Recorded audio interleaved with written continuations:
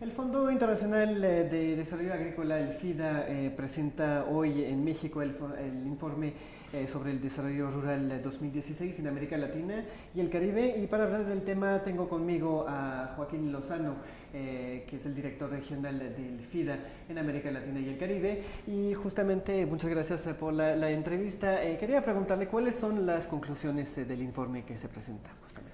Bueno, si hablamos a nivel general del reporte, que es un reporte global, aun y cuando tiene capítulos regionales, yo diría que las conclusiones aplican prácticamente a todas las regiones. Y es que los cambios estructurales y las reformas rurales estructurales no necesariamente por sí mismas conducen a un desarrollo rural inclusivo, o sea, que permita que las oportunidades que trae un desarrollo estructural permeen hacia las poblaciones más desfavorecidas, básicamente las poblaciones rurales pobres. O sea, que para poder tener un desarrollo rural inclusivo hay que fomentarlo, no se da automáticamente. Ok, vale. ¿Y cómo evaluarías la situación del desarrollo rural y agrícola en la región? Bueno, ahí tenemos una situación con dos ejes. Primero, el peso de la economía agrícola respecto a la economía total ha ido disminuyendo en la región a nivel agregado, o sea que los sectores de manufactura y servicios han tomado un papel más amplio en su contribución a la economía, pero por otro lado, el sector agroalimentario ha incrementado su productividad. Quiere decir que, por un lado, aunque el peso relativo es menor, se ha vuelto un sector más tecnificado, más competitivo, más eficiente y enfocado muchas veces a brindar los servicios que requieren los centros urbanos. Pero, por otro lado, no necesariamente esto quiere decir que ha sido un proceso incluyente, como lo decía hace un momento, ¿no? Entonces, eso en Latinoamérica se ha caracterizado por mayores desigualdades. Tenemos una economía agrícola o rural dual, en donde tenemos a las grandes yo diría, productoras agroalimentarias o la agroindustria enfocada inclusive a la exportación, mientras que los pequeños productores tienen accesos a tierras de menor calidad, menos acceso a la tecnología, desventajas sociales por los temas de desigualdades entre las mujeres, los indígenas, los jóvenes, y que por lo tanto están en desventaja en ese mundo porque tienen que dedicarse al autoconsumo o a proveer los mercados nada más de consumo local. También te quería preguntar el tema de, en la región pues tenemos a Brasil y México que son los principales países económicos, Claro. las fuerzas económicas de la región, pero también hay un impacto importante que tiene que ver con el cambio climático. Ya lo hemos visto en Centroamérica el último año, que hay una sequía importante también.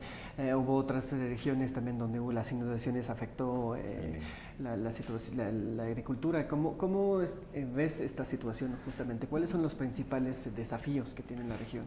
Bueno, importante, tú hablaste como de dos extremos, ¿no? De México, Brasil y luego Centroamérica, ¿no? Donde tenemos países mucho más pequeños y más vulnerables prácticamente en todos los sentidos, incluyendo los efectos del cambio climático.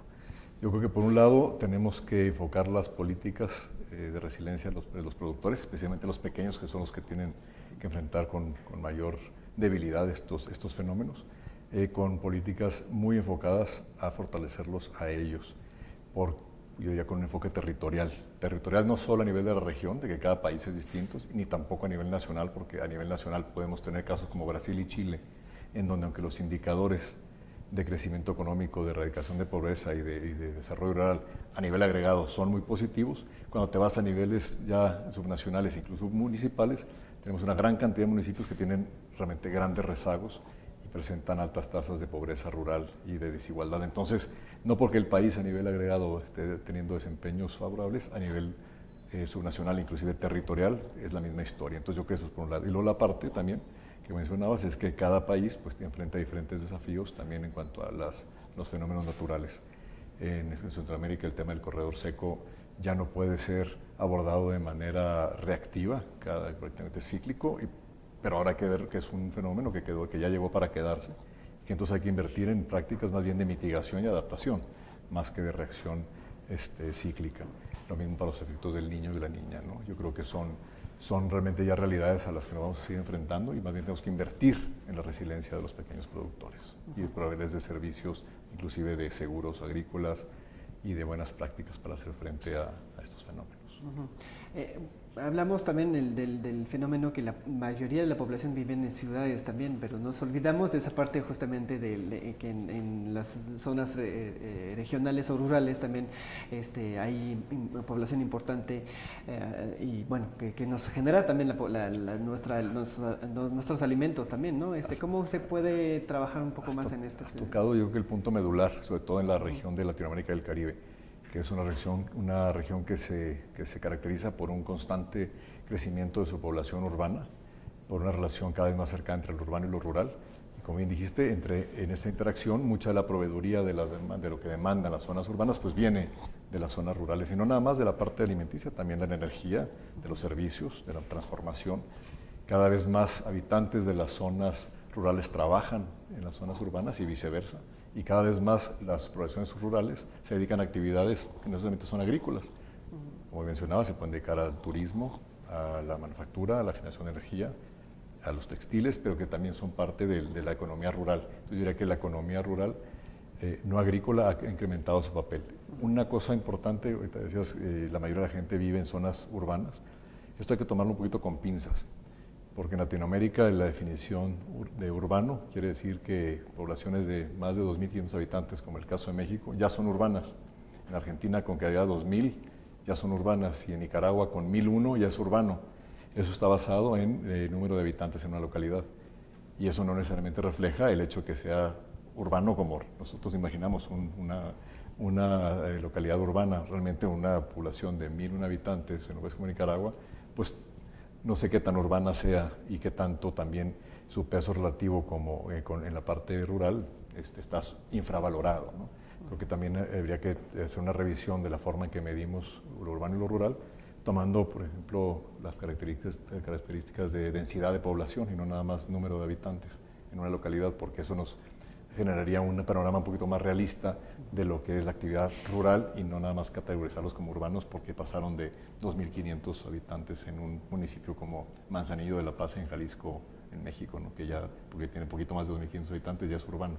Y también el rol de las ciudades intermedias, las que andan alrededor de los 500.000 habitantes, tienen una interacción muy, muy fuerte con lo que es las áreas rurales en proveeduría, en interacción en cuanto a los servicios que se prestan y también en la agroindustria. También quería saber un poco las recomendaciones que hace el FIDA justamente con este informe.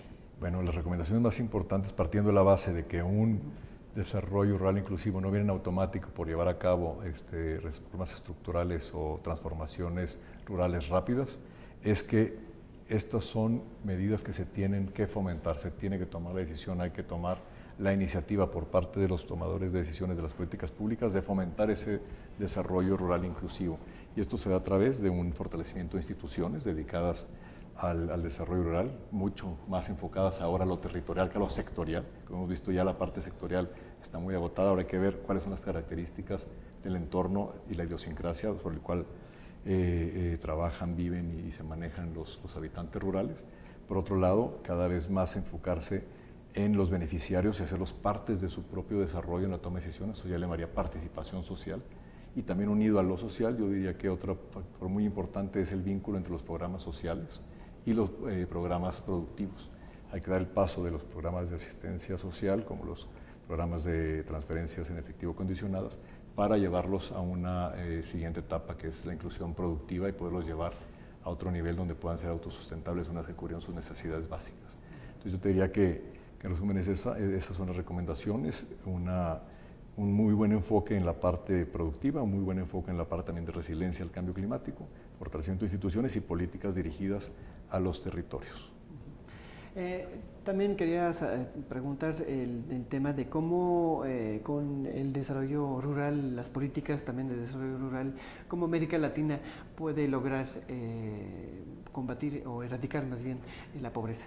Como dijo hace un rato el presidente del FIDA, el doctor Nuance, bueno, primero, mientras haya un solo pobre, el trabajo del FIDA sigue siendo relevante, porque esa es parte también de las ambiciosas metas de la Agenda 2030. Tenemos que enfocarnos como el FIDA a apoyar a los gobiernos, por lo menos en la meta 1, 2 y 10, o sea, erradicar la pobreza, hambre cero y combatir la desigualdad. Y yo creo que en ese enfoque está el FIDA acompañando con sus más de 40 años de experiencia y más o menos 40 proyectos anuales en promedio que tenemos activos en la región, muy enfocados precisamente a la pobreza rural, a llegar a donde nadie más va, a ir con los beneficiarios que siempre tengan que tener una potencial actividad productiva, porque lo que se trata es no son programas de asistencia, sino programas que les permitan generar una alternativa y una opción de vida en el campo, y mucho énfasis en los jóvenes.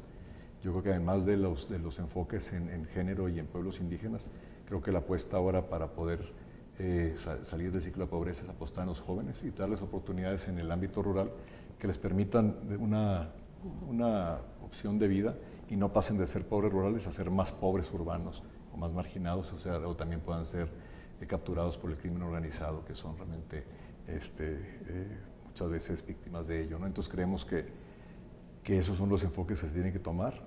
Nosotros como FIDA acompañamos a los gobiernos en estos esfuerzos y financiamos proyectos en que se invierte, es inversión, no son nada más flujos de recursos para mantener una situación momentánea, ¿no?